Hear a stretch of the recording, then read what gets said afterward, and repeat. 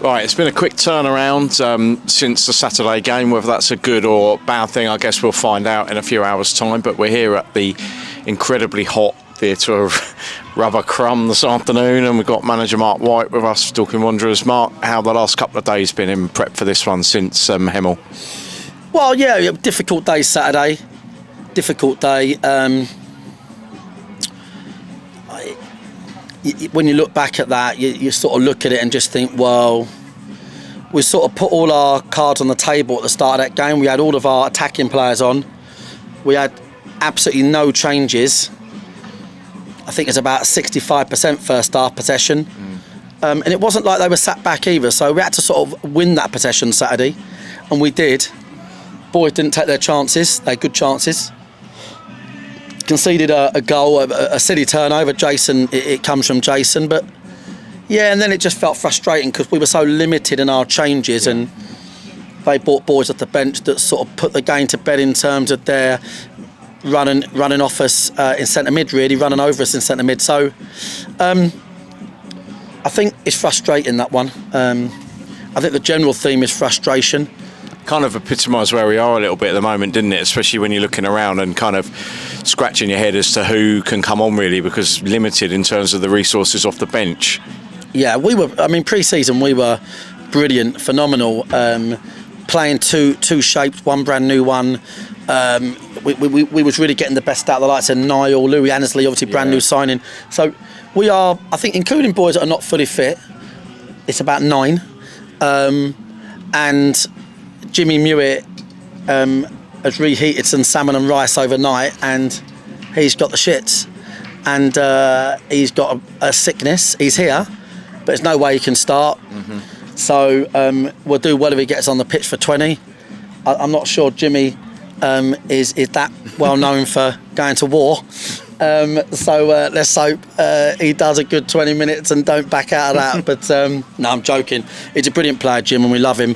But he's going to have to play apart from the bench, if at all. At the moment, he's in the changing room. He's not feeling great. He's been on the toilet all day.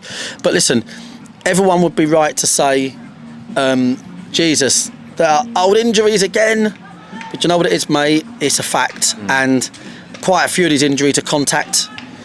Innocuous.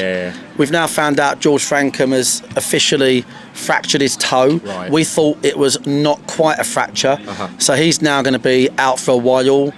But you know, what I would say is, I mean, that fracture aside,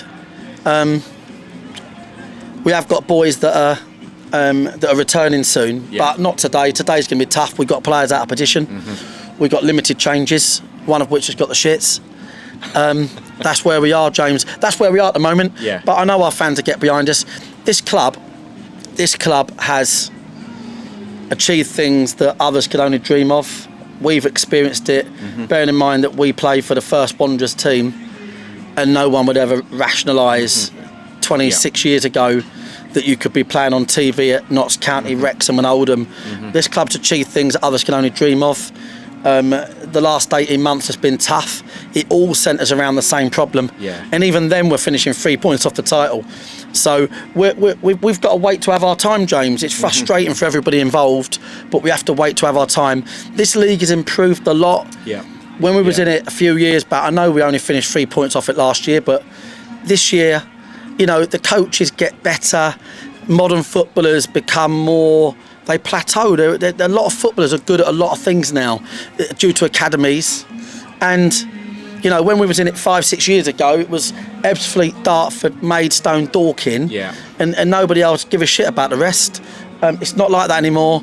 And every team has got a good manager or good players. And for that reason, you saw Ebbsfleet go to Slough after we beat Slough and lose down there. So I think we've got to be bloody patient. And it'd be great if today goes our way. But we are short of players, I'll be honest, and the pitch is going to play the obligatory slow and horrible we don't like. But you know what I'd say, mate, we are going to give it everything we've got. We're really organised, and these boys don't like losing, mate. They don't like losing, so we'll have a good go. I was going to say, it's not just kind of off the field, but it's kind of on the field that we have to be patient as well, isn't it, really? Like, We saw Saturday, didn't we? A few missed chances, and we tried to kind of obviously have to let that kind of frustration go and then move on to the next one, not dwell on it and think about scoring the next one, and that kind of patience kind of transferred onto the pitch, isn't it? You know, and we've seen teams slowing games down and things like that, but we have to kind of manage that and be patient ourselves. Yeah, it's hard. I mean, it's really hard. I mean, the fact of the matter is, again, people can say what they want to say, but every team wants to slow the game down to bare minimum.